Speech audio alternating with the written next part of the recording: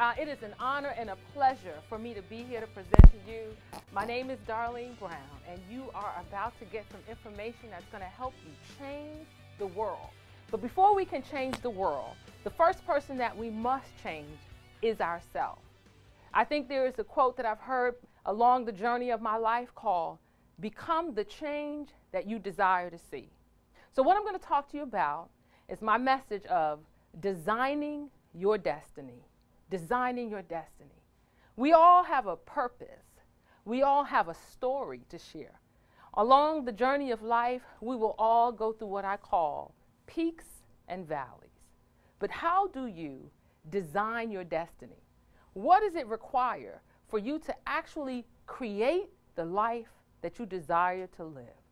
What does it take for you to change the world?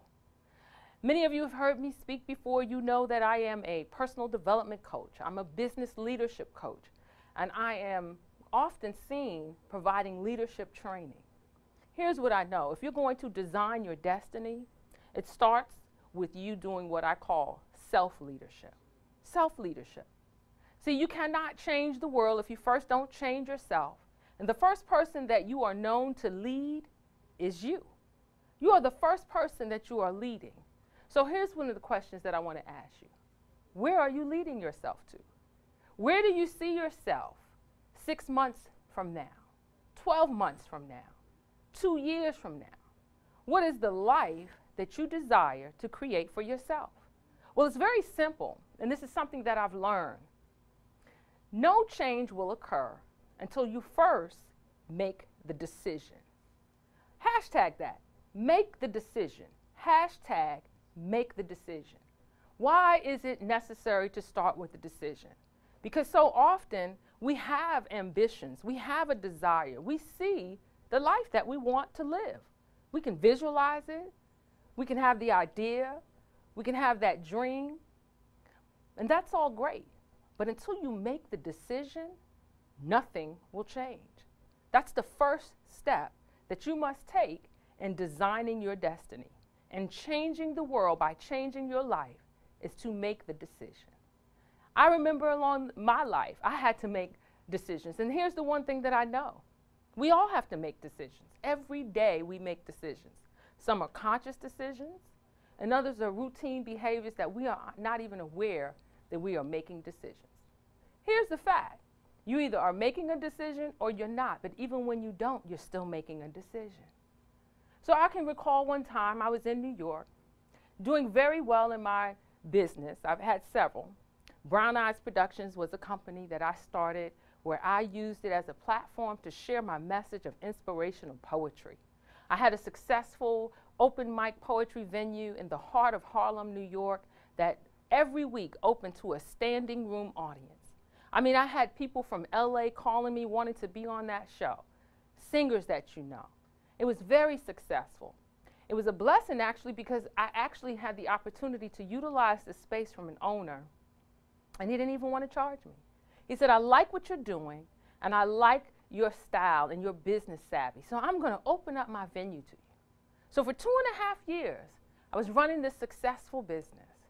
And suddenly the owner came to me one day after a great event, and he said, "Darlene, I'm going to be closing up shop and taking my family and moving down south. You've got about 30 days, and then you can no longer have your event here." I was devastated. Like, what am I going to do? First thing, I had to make a decision. So I began to look at other venues of which I could utilize the space to have my already successful standing room only event. Looking for a new venue in Harlem, New York. And if any of you have ever been to New York, you know that's a challenge. Looking for a venue that would still not have my patrons, my weekly people coming and supporting me every week faithfully. I didn't want them to have to go further than what they came. So I wanted to stay in the close proximity of where the venue was. So I went and talked to some other venue owners, restaurant managers, trying to find a new location. 2 weeks passed, I still had no success. 30 days passed and I still had no new location. So at the time that this location closed, I didn't have a new location to redirect my customers to. the people who were coming every week being fed by my inspirational poetry. In that moment, I was really devastated, and I had to make a decision. What was I going to do? Because you see, life occurred, and I found myself in a situation where I couldn't control the outcome, but I still had to make a decision. He closed the venue. The business of What's the Word, which is the name of the open mic poetry event that was held every Wednesday, came to an end suddenly. What was my decision? Well, I still had a desire to find a venue.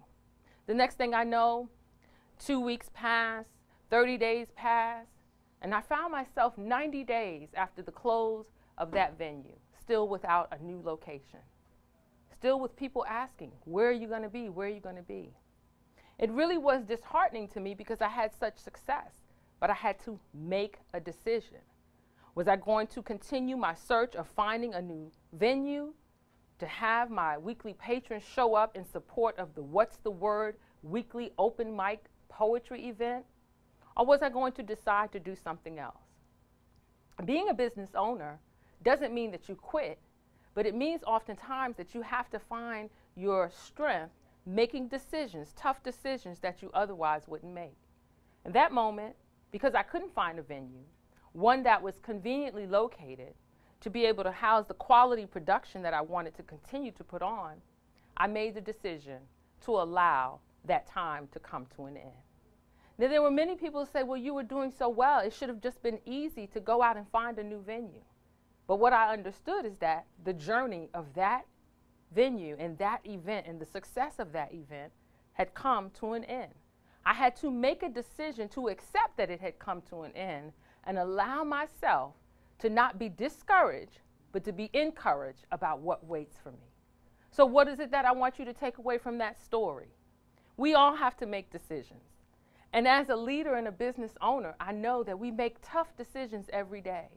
And sometimes, even in the face of adversity, the decision that we would like to make, things don't always line up. And sometimes they don't always line up, not because we're quitting, but because we are being led in a different direction. So I allowed that event to end. I made the decision to allow it to end. And here's the thing, ultimately designing what I'm doing now as a professional speaker and a life coach, I made the decision to understand that sometimes we reach success in one thing, but that success comes to a place because it is actually catapulting us. It's actually leading us on the next level, but in doing something different.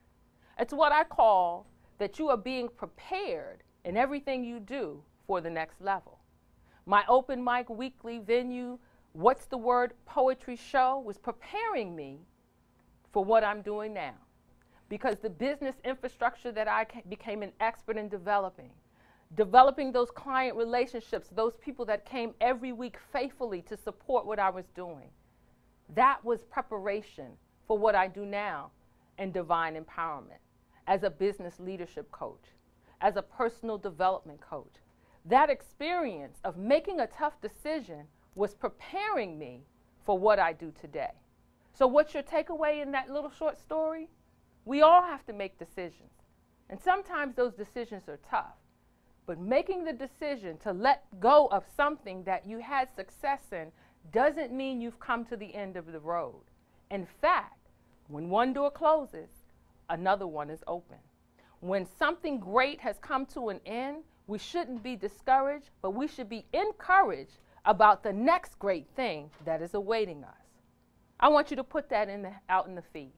Hashtag, the next great thing that is awaiting you will come at the hands of a tough decision.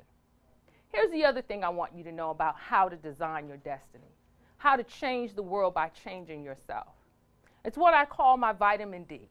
And many of you have heard this from me because I live it. Why do I live it? Well, as a little girl growing up in New York, I can hear it as if it's today. My mother would constantly tell me when I was on my way to school, did you take your vitamins, Darlene? Make sure you take your vitamins because I want you to be strong and healthy. And here's what I've learned. I continue to take my vitamins, but my vitamins today, well, they feed my mind. You've heard a lot of messages today about mindset mastery. You've understood how Willie Jolly said, your setback is a setup for your comeback. That's all about taking your vitamin D. What is your vitamin D into designing your destiny? It's called discipline. Discipline. What does discipline mean to you? What does it look like in your day-to-day life? Here's what I've learned. As a professional, one that coaches others, discipline is having the ability to do what you need to do so you can have what you want to have. To do what you're supposed to do, even when you do not feel like doing it. When you really make the decision to design your destiny, then you understand discipline is required in order for you to really accomplish your goals. Discipline means I'm getting up when I don't feel like getting up. I am staying up late when I feel like I want to go to sleep because I'm tired after a long day. That I am not going to go to happy hour with my girlfriends because I need to utilize that time to finish my business plan. I need to utilize that time to build my social media skills. I need to utilize that time to perfect my speaking skills, to follow through with those that I've recently met so that my business can grow. Discipline. What is the area in your life that you need to become disciplined in so that you not just design your destiny, but so that you change the world? Because here's the one thing that I know as a leader. You are not just leading yourself. You are leading those who are around you and those who are watching you. Here's what I mean by that. We've all heard of the wonderful, great Beyonce Knowles. She's an internationally superstar, a mega superstar. She touches the lives of people in countries that don't even speak the English language. But that means that she is leading them because they are watching her. Here's my question to you. As you develop discipline so that you can change the world by changing your life, who are you leading? Who's watching you? Because even when you think no one is watching, someone is always watching. I like to look at it like this. Who are you when no one is watching? What are the character traits that are reflected in your life and your day-to-day activities when you think no one is watching? Well, you might say, well, Darlene, what does that have to do with discipline? It has everything to do with discipline. One of my coaches told me, you cannot lead someone you first have not gone. So what does that mean? I cannot lead someone to a level that I first have not risen to myself. If I'm going to sit up here and talk about vitamin D and discipline and what that means, then I have to reflect that first. As a business leadership coach, as a personal development coach, I know firsthand what it's like to be disciplined. So much that some people who don't really know me will meet me for the first time. They'll be engaged, they'll be excited. They'll say, you're a great person, you're a great speaker, you're so inspiring. Just standing, talking to someone one-to-one. As they get to know me a little bit more, and they like to have fun, they'll say, do you ever turn it off? And I say, turn what off? I mean, you're always working. Do you ever turn it off? I say, turn what off? They say, your work. I said, well, I don't understand what you mean. They said, you always sound like you're on a stage. Everything that comes out of your mouth sounds like you're speaking to an audience. Well, here's the thing. I call it discipline. And I'm so disciplined in what I do and operating in my gift that it's no longer work, it's who I am. And you cannot separate what you do when what you do is who you are. That's discipline.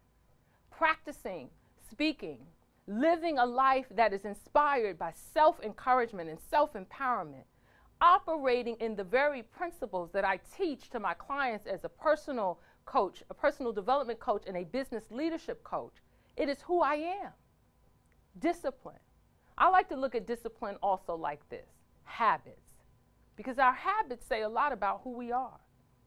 Our habits actually define our character, and our character actually defines our destiny. So when you start talking about designing your destiny so that you can change the world by changing yourself, I'm going to ask you, what are your habits? Habits are simply what we do day in and day out. For example, how many of you watching brushed your teeth this morning? Well, I'm not standing in front of you, but I hope you did because I did. Did you think about it? Absolutely not. You rolled out of bed, you walked in the bathroom, you grabbed your toothbrush and your toothpaste, and you commenced to brushing your teeth. In fact, you didn't even think about it. You just operated out of habit. So your habits really are what you consistently do repeatedly, and it becomes the norm. Discipline allows you to perfect an area of your life by consistently doing something over and over again, even when you don't want to do it, so it becomes routine. And when it becomes routine, you do it without even thinking about it. So why am I sharing this with you? Because discipline and speaking and living a life that is inspiring is not what I do, it's who I am. That's how it happens. What is the area that you want to be disciplined? If you want to change the world, start by changing your life. And in order to do that, you have to be disciplined. Here's the other thing I want to share. Discipline allows you to go into an area in which you are uncomfortable. Making decisions allows you to go into an area in which you are uncomfortable. As a leader and a business owner, oftentimes we want to be able to see so far into the future and have all the steps in place. The truth is, it doesn't happen like that. You've got to be willing to step out on faith, step out believing that you have the ability and that something is great out there waiting for you. Not so much that something is great out there waiting for you, but that the opportunity that is out there that will align with your greatness is waiting for you. Sometimes you can't always see how it's going to come to you, meaning where's that opportunity going to come from? Who is the person that's going to come through? But what you have to know is that it's going to come. How do you know that? By stepping out of your comfort zone. By feeling like I know that something great is going to happen, and I'm going to step out believing that it's going to happen. Not be so worried about the when and the where and the how it's going to happen, but step out of my comfort zone knowing that it will happen. What I do as a speaker and in my business, I've experienced that firsthand. Stepping out on faith, believing that there are opportunities waiting for me that will align with the greatness in me that will take me to the next level. So I'll go back to the story. I made the decision to close down What's the Word, the open mic poetry. I began to discipline myself in personal development. I've always been an avid reader. In fact, I want you to hashtag this. What are you reading? What are you reading? Because I think reading not only strengthens the mind, but what are you reading? What are you doing with your time? It's so important.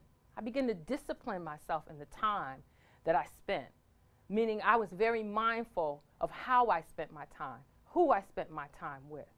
That was disciplining me, preparing me to put in the work so that I can move to the next level. I didn't always know how it was going to happen, but I knew it was going to happen. And because I knew it was going to happen, I prepared myself by reading a lot of books. Willie Jolly was one of them. Les Brown was another. I'm an avid reader. So let me encourage you. Hashtag reading. Reading strengthens the mind and prepares you to go to the next level. What are you feeding your mind? You heard earlier, mindset mastery. So what are you doing with your time? What are you thinking about? You heard Willie Jolly say that we have to stop having unlimited, defeating belief system. We have to stop limiting ourselves. So, what are you thinking? Hashtag, what are you thinking? What are you believing? And what are you doing? The discipline of my life required me to make some decisions, to walk away from some people who weren't going in the direction I wanted to go. I had to make the decision to change my environment. That means I had to begin to associate with people who were where I wanted to be and further than that, where I saw myself going. I had to make some decisions to become comfortable and being in my own space. That means silence, being with myself and the God within me. I had to become comfortable with not being the center of attention and allowing myself to just work on perfecting my skill set, increasing my knowledge space. So often we don't want to make the decision, and we certainly don't want to be disciplined. And we have developed habits that no longer really serve us to designing our destiny. Let me repeat that. We don't want to make the decisions, and we don't want to become disciplined in order to do the things we need to do to design our destiny so that we can not just be world changers, but that we can live the change we desire to see. Live the change that you desire to see. Put that out in the feed, hashtag. Live the change that you desire to see. It's easy to sit back and talk about what you want, but at the end of the day, you have to work at what you want. And the first person that you're working on is you. That's the first person you're working on. And here's the other thing that I've learned. Being of service not only allows you to work on you, but it allows you to be fed. Who is it that you have served in the last week? And I don't mean going out being a slave to someone else. No, I'm talking about going and offering your service just because you want to be of help, just because you want to lend your skills and your talents and your gifts to someone else's vision, to someone else's purpose. That's how you begin to design your destiny. That's how you begin to be a world changer, being of service. Many of you know me as a servant leader. I serve first and I lead second. It's so important. I do it first by serving others, sharing my gifts and talents. And in doing so, I ineffectively lead. I lead others because others are watching. Here's the last D that I want to share with you about how to design your destiny. It's called dedication. We all want to be dedicated to something. We all want to be great. We all have big dreams for our life. We all have a passion on what it is that we want to accomplish. But how many of us are dedicated? And what does that look like in your day-to-day life? How dedicated are you? You heard me tell you that you have to make decisions, you have to be disciplined, and that the journey of life will bring you through deep, deep valleys and up to high, high peaks. There's no one of us that is going to be exempt from what I call trials and tribulations. The test will come, but it will come to see how dedicated you are. How dedicated are you to ensuring that you create your life the way you see it, the way you want it to be? How dedicated are you to not give up and quit when challenges come across your path, when adversity comes across your path, when no one is believing in you? How dedicated are you to perfecting your craft, to practicing your skill set, to continue to get out there and network and meet the people when you can't even see a clear way? How dedicated are you when nobody seems to be supporting you in your dreams? When people are telling you you're wasting your time, why do you want to leave your good paying job? When people are telling you everything but what you need to hear. And by those people, I mean could be family or friends. That here's what you do.